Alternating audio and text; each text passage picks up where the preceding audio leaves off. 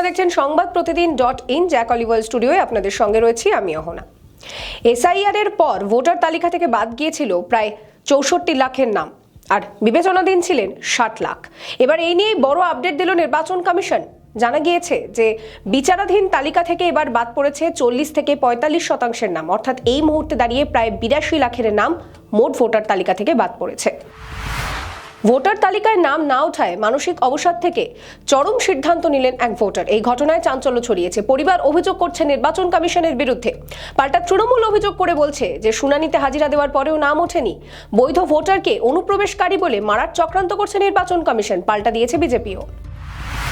তৃণমূলের প্রার্থী তালিকা প্রকাশের পর বেশ কয়েকজন বিদায়ী বিধায়ক দলের বিরুদ্ধে মুখ খুলেছেন। এবার তাদেরকেই কড়া হুঁশিয়ারি মমতা বন্দ্যোপাধ্যায়ের।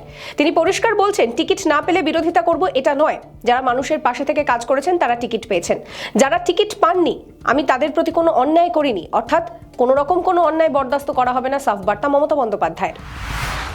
নন্দীগ্রামের প্রার্থী হিসেবে এবার মনোনয়নপত্র জমা দিলেন শুভেন্দু অধিকারী।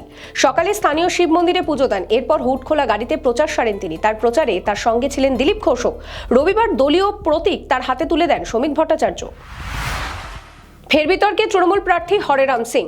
এবার তার বিরুদ্ধে দলীয় কার্যালয়ে পোস্টার সাটানো হয়েছে, সেখানেই তাকে কয়লা চোর বলে উল্লেখ করা হয়েছে।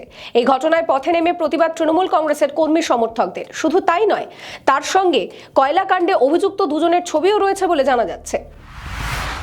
২৬শে বাংলার জমি দখল করতে অধীর রঞ্জন চৌধুরীর ওপরেই ভরসা রাখল হাত শিবির। রবিবার কংগ্রেসের প্রথম প্রার্থী তালিকা প্রকাশ করা হয়েছে, আর সমস্ত জল্পনার অবসান ঘটিয়ে বহরমপুর কেন্দ্র থেকে প্রার্থী করা হয়েছে অধীর রঞ্জন চৌধুরীকে। প্রার্থী পছন্দ নয়, প্রার্থী বহিরাগত।